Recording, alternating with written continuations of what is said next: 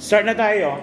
Our topic is endometritis. This is part or an example of the condition known as your postpartum or postpartum puerperial infections. So I did discuss the postpartum puerperial infection in another section. So this is just a continuation. I'll be focusing on a specific condition under the postpartum infection, which is your endometritis. So let's start and discuss the concepts. When I talk about concepts, okay, endometritis from the word itself, you have to be aware of the layers of your uterus, the endometrium, myometrium, and your perimetrium. Basically, an inflammation on each of this layer would correspond now the condition. So pag namaga si endometrium, you just need to add itis in order to have the condition. So this is basically an infection of the endometrium, which is the inner lining of the uterus. So usually, this condition is associated with this following condition. Number one is your chorioamnionitis and your cesarean birth. So let's talk about chorioamnionitis. That is basically the inflammation of your amniotic sac to include your placenta and even your umbilical cord.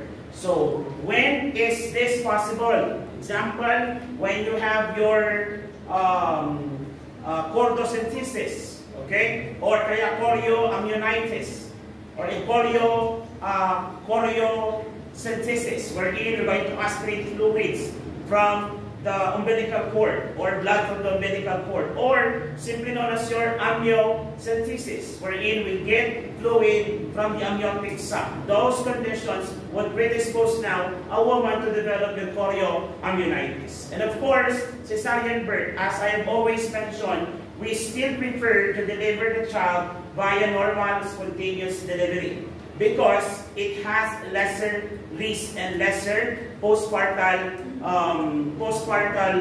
complications. Okay, yun po kasi ang dahilan kung bakit cesarean. Unless the condition is already opted for you to perform cesarean section. Now, what are the risk factors, sir, for the development of this condition? Okay, since we are talking about postpartum period, number one risk factor is exposure during the labor and delivery. Basically, your endometritis is most probably due to iatrogenic cause. When you say iatrogenic, I-A-T-R-O-G-E-N-I-C, iatrogenic means the cause of the condition is a complication of the action of the healthcare provider. So this will happen when you are not following the principle of sterile technique during the procedure. That is why your CI's instructors are very fond of what? Looking at you, kung na-handover mo ba ng maayos. Kapag ikaw ay umawak sa ilalim ng tray, pinapagalitan ka agad. Pag nakita na umawak ka sa ibang area agad, when you're in gloves, pinapa-scrub out ka. Okay? And you would expect that to happen by third year. Kasi ang inyong third year, ang inyong concept ko dyan is actually OR nursing. Okay? So the exposure during labor. Now, what are the assessment findings, sir? Okay? That describes that the woman already developed this condition. Okay? Most of it is actually systemic by nature. Yun yung una makikita mo na, unless makita mo or ma-observe mo agad yung localized infection, which is less likely to happen because it happens inside the woman's body. So more or less, ang makikita mo na rito is yung systemic symptoms niya. So ano yung mga systemic symptoms niya? Number one is the increase in WBC. If my memory serves me right, I did discuss to you, okay, pag sinabi natin the increased level of WBC, we will call that as leukocytosis. So leukocytosis is that when the WBC level exceeds the normal. Ano nga ba ang normal na WBC level? Some book it says 4.5 to 4.5 or 5 to 10 to 11,000. So just safe to say about 4.5 to 11,000 per cubic millimeter. And in this case, it reaches 20 to 30,000 cells per cubic millimeter. And that is too high considering that the upper limit is just 11,000. Okay? And this is a clear indication that the patient has infection. Because the body, in fighting foreign materials or foreign body to include your microorganisms, they have to release yung mga fighting chemicals na katawan natin, and this includes your WBC. Kaya tumataas po yung level.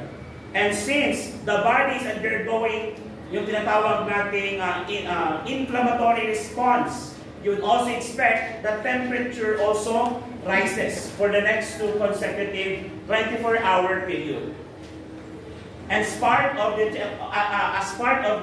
mechanism of the body, women would also show chills, loss of appetite, and general malaise, yung tinatawag nating general weakness.